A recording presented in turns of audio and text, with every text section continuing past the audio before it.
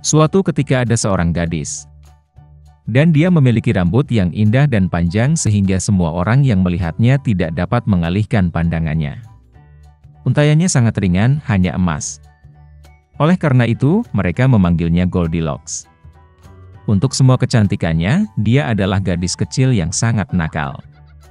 Ibu selalu mengizinkannya berjalan-jalan di halaman, tetapi memerintahkannya untuk tidak pergi ke hutan di belakang rumah mereka. Goldilocks sangat tertarik untuk mengetahui apa yang ada di hutan itu. Jadi, sementara ibu tidak melihat, entah bagaimana dia meninggalkan rumah ke dalam hutan. Gadis itu berjalan lama di dalam hutan.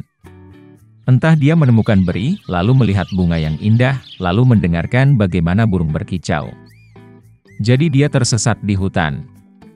Dan tiba-tiba dia melihat rumah yang tidak biasa di tempat terbuka. Goldilocks mendekatinya dengan tenang. Saya berjalan berkeliling, tetapi tidak melihat siapapun. Dia mengetuk pintu, tapi tidak ada yang menjawab. Kemudian dia mengetuk lebih keras, dan pintunya terbuka sendiri. Goldilocks masuk dengan hati-hati. 3 beruang tinggal di rumah itu. Seekor beruang adalah ayah besar dan berbulu lebat. Yang lainnya adalah induk beruang. Itu lebih kecil. Yang ketiga adalah seekor beruang kecil. Beruang tidak ada di rumah karena mereka berjalan-jalan di hutan. Gadis itu memasuki kamar dan melihat 3 mangkuk bubur di atas meja. Mangkuk pertama yang terbesar adalah ayah beruang. Mangkuk kedua yang lebih kecil adalah induk beruang, dan yang ketiga yang terkecil adalah anak beruang. Di dekat setiap mangkuk ada 1 sendok besar, sedang, dan kecil. Goldilocks sangat lapar sehingga dia pertama kali ingin makan dari mangkuk besar. Dia mengambil sendok terbesar, mengambil bubur, mencicipinya, tetapi buburnya terlalu panas. Kemudian dia mengambil sendok berukuran sedang, mengambil bubur, mencicipinya, tetapi buburnya terlalu dingin. Akhirnya dia mengambil sendok kecil dan mencicipi bubur dari mangkuk kecil.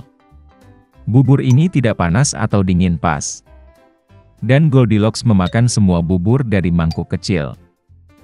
Setelah makan, gadis itu ingin duduk, dan melihat 3 kursi di dekat kompor, 1 besar, yang lain lebih kecil, dan yang ketiga, sangat kecil, dengan bantal merah kecil. Pertama, dia mencoba naik ke kursi terbesar, tetapi tidak bisa. Kemudian gadis itu mencoba duduk di kursi tengah, tetapi sangat keras dan tidak nyaman. Akhirnya dia duduk di kursi terkecil, dan kursi itu tepat untuknya. Goldilocks sangat menyukai kursi itu sehingga dia mulai mengayunkannya. Kursi itu retak, patah, dan dia jatuh ke lantai. Gadis itu bangkit dan pergi ke ruangan lain. Ada 3 tempat tidur besar, sedang, dan kecil. Pertama, Goldilocks naik ke ranjang pertama, tetapi ranjang itu terlalu tinggi dan keras. Saya berbaring di bagian tengah, terlalu luas dan lembut. Gadis itu berbaring di ranjang ketiga yang terkecil. Dia tepat untuknya. Goldilocks merasa sangat nyaman dan nyaman sehingga dia segera tertidur. Gadis itu tertidur lelap ketika keluarga beruang kembali ke rumah. Beruang menjadi sangat lapar dan segera pergi ke meja. Melihat mangkuknya, Papa Bear sangat marah. Seseorang sedang memakan buburku. Dia menggeram. Ibu beruang juga melihat ke dalam mangkuknya dan menggeram pelan, seseorang juga makan dari mangkukku. Dan anak beruang, melihat mangkuk kosongnya, berteriak keras, seseorang tidak hanya makan dari mangkukku, dia memakan semua buburku. Beruang itu mencium ada sesuatu yang tidak beres, meninggalkan meja, dan mulai melihat sekeliling. Ayah beruang memperhatikan bahwa seseorang memindahkan kursinya dan menggeram dengan suara yang mengerikan, seseorang sedang duduk di kursiku. Ibu beruang melihat kursinya dan mengeluh, seseorang sedang duduk di kursiku dan memindahkannya dari tempatnya. Dan kemudian, beruang itu melihat kursinya yang rusak dan sekali lagi berteriak dengan keras, seseorang tidak hanya duduk di kursiku, tapi juga mematahkannya. Ketiga beruang itu dengan hati-hati masuk ke kamar tidur. Seseorang sedang berbaring di tempat tidurku dan meremasnya. Papa Bear meraung dengan suara yang mengerikan. Dan seseorang juga berbaring di tempat tidurku dan meremasnya, geram ibu beruang. Teddy Bear melihat ke tempat tidurnya dan berteriak lagi, "Seseorang sedang berbaring di tempat tidurku." Dan kemudian dia melihat gadis itu dan menjerit dengan suara pelan, dan masih tidur di dalam dia. Ayah dan ibu beruang pergi ke tempat tidur dan melihat bahwa seorang gadis kecil sedang tidur di sana. Goldilocks terbangun dari jeritan anak beruang, dan sangat ketakutan. Ada 3 beruang di depannya. Dia langsung melompat keluar rumah, dan berlari kemanapun matanya memandang, tanpa melihat ke belakang. Gadis itu berlari sangat lama, dia sangat lelah, dan kemudian dia melihat ibunya, yang mencari putrinya yang hilang di hutan.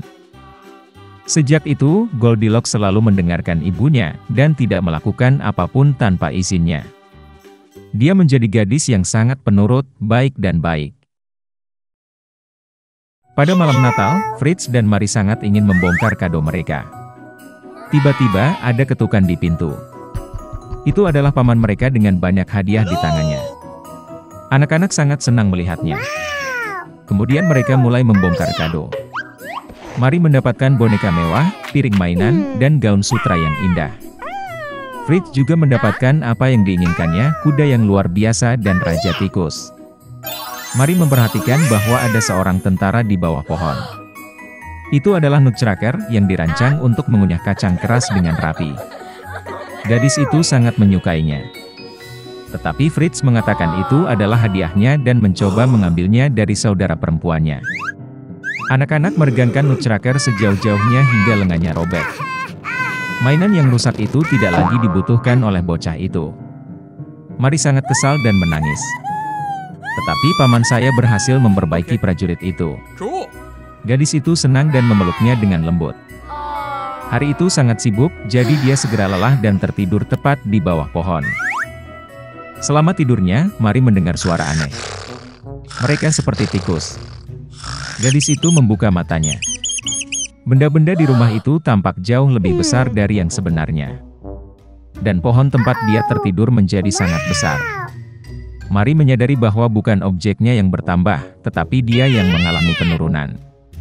Tiba-tiba, Raja Tikus dengan pasukannya muncul di depan mata gadis yang tercengang itu. Mary sangat ketakutan dan ingin melarikan diri. Tapi tikus raksasa menghentikannya. Dan kemudian keajaiban terjadi, Nutcracker melompat berdiri dan meraih gadis itu. Mereka langsung memanjat pohon kera buku, dan di sepanjang pohon itu sampai ke mainan Fritz. Ada banyak sekali koleksi prajurit timah. Nutcracker meminta bantuan. Para prajurit segera melompat berdiri dan mengejarnya. Nutcracker mengambil alih komando pasukan, dan para prajurit mulai melawan pasukan Raja Tikus.